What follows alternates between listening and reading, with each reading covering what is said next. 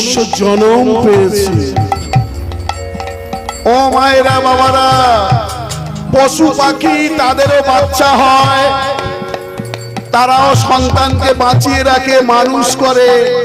আর আমরা মানুষ, আমাদেরও সন্তান সন্ততি হয়, আমরাও সন্তানদেরকে মানুষ করি।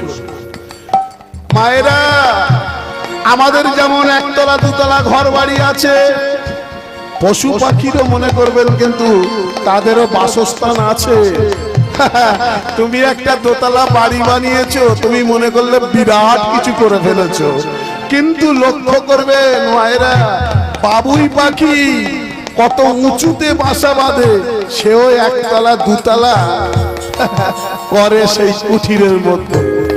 তাহলে মানুষও উপার্জন করে, মানুষও খায়, কিন্তু পশু পাখি উপার্জন করে না, কিন্তু তারা বেঁচে থাকে। তাহলে মানুষের সঙ্গে পশুর পার্থক্য কি গো? মানুষ প্রাণ ভরে হরি কথা বলতে পারে, এই মানব দেহ হলো হরি ভজনার দেহ, কিন্তু পশু পাখি প্রাণ ভরে হরি বল বলতে পারে না। আমাকে জীবন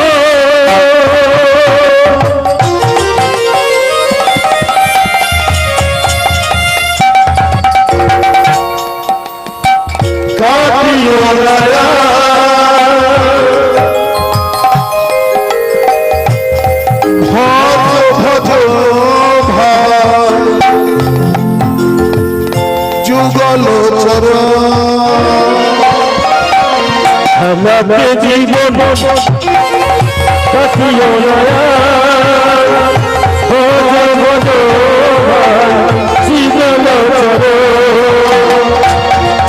এই মনুষ্য জন্ম শুধু আমার করে গেলাম।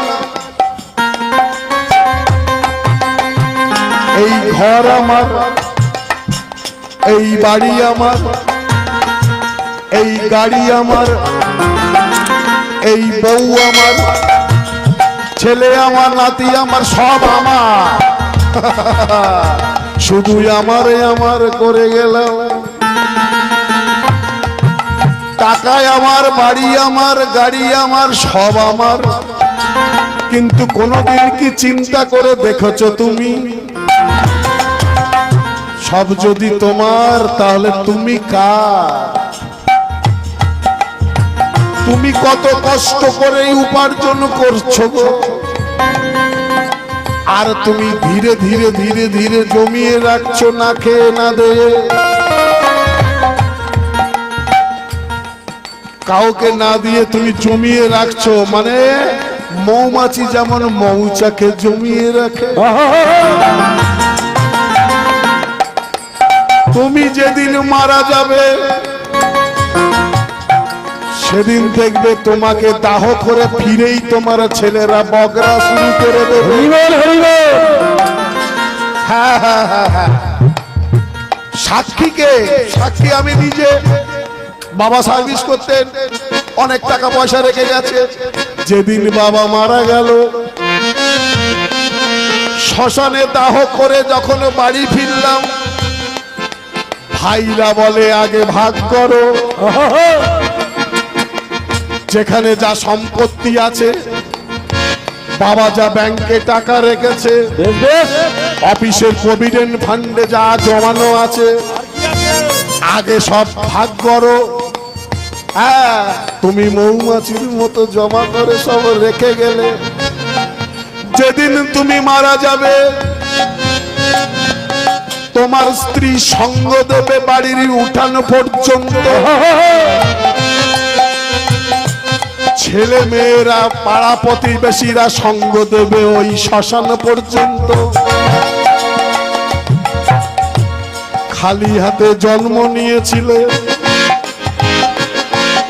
মৃত্যুর সময় দেখবে খালি হাতে চলে যাবে শ্মশানেতে।